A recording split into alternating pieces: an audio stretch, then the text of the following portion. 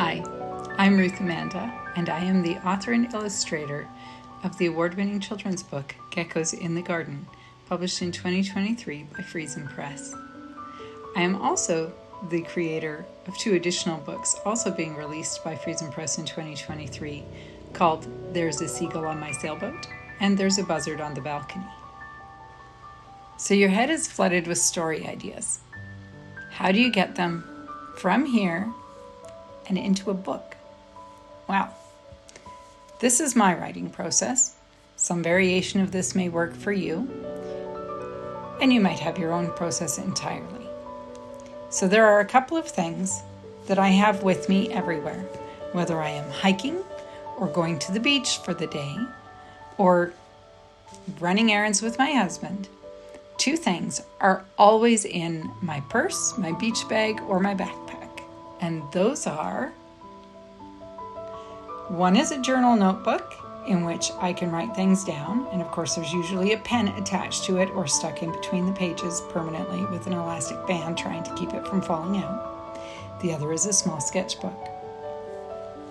Now, the purpose of these is obvious. Sketchbook, I will get to in a moment.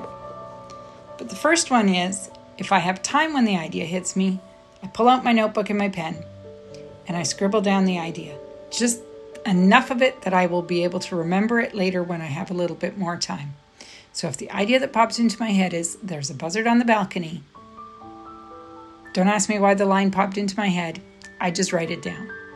I might go write a couple more ideas down at the same time. Like, I think it's a tea party. I don't know if it's a tea party, or, oh no, am I going to get eaten? Maybe it's a horror story. Maybe it's for older kids.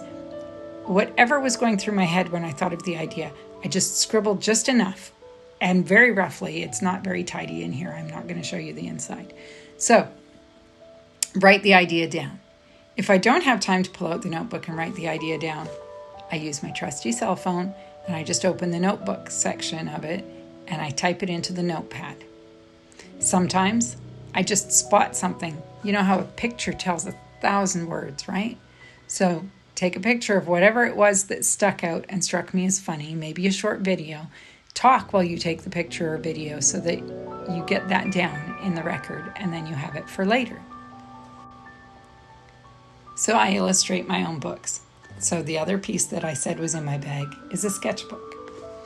Now, there's generally also some pencils and things around, but there's at least something to scribble out an idea. So maybe my idea is a picture. Maybe I see a snail and I quickly sketch it out, and later I will play with that and the snail might be the story idea.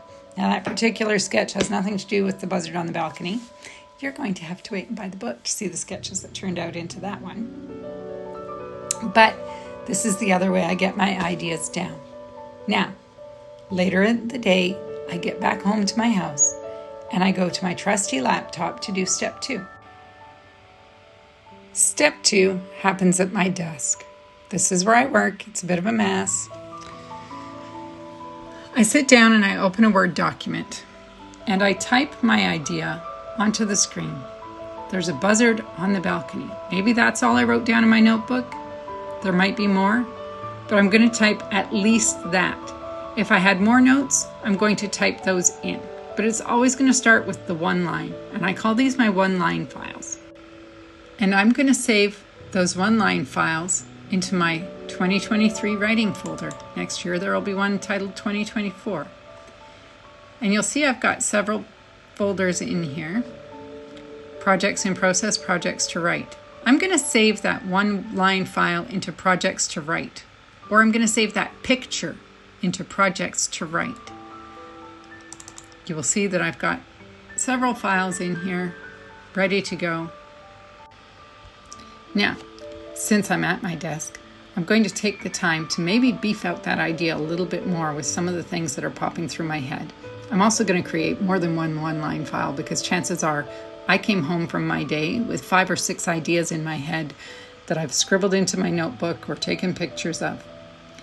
Those are going to end up in there. My next step is that when I have writer's block on the project I'm working on, or when I'm ready to start a new project, I go to that projects to write folder and I read through the list and I open up the folders and I look at the pages and I think about each idea and I type a few more things into each document.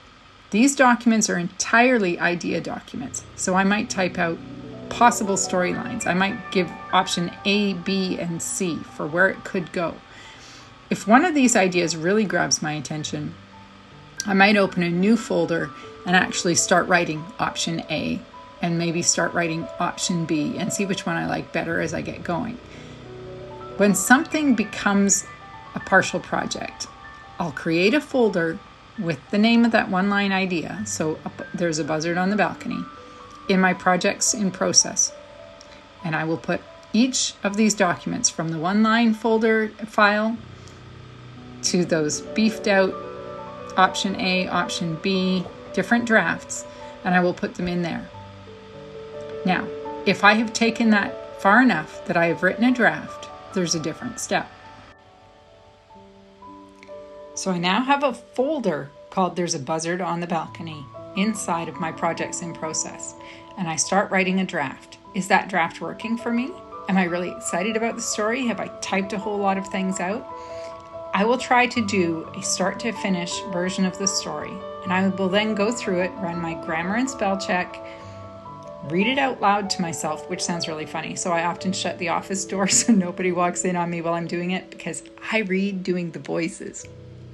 So I will go through those steps and then I will put my file to bed.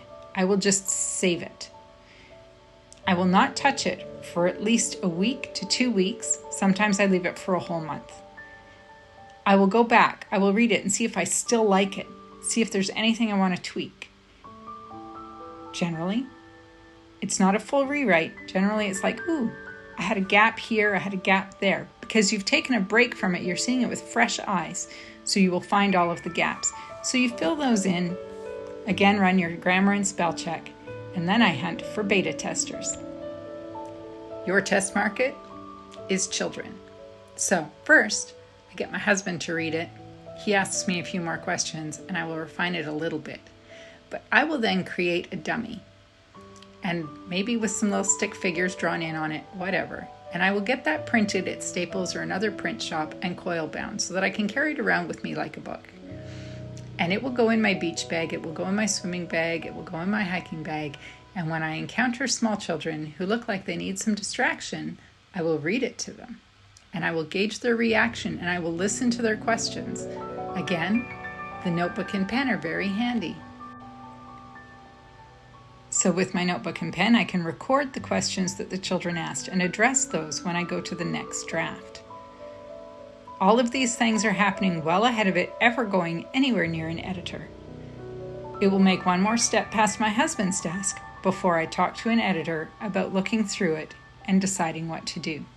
Somewhere along the line, because I'm an illustrator, I will already have started working on illustrations for it so that it explains all of the bits that might be missing in the writing. Maybe there's a little sight gag that runs through it. But this is a good time to start penciling in notes about what did the kids think your character looked like? What was their reaction? Did they laugh at the right places? Were they afraid at the right places? Were the emotions matching what you intended when you wrote it? Check it over, get that right, and then never underestimate the value of a good editor before you ever go anywhere near publishing.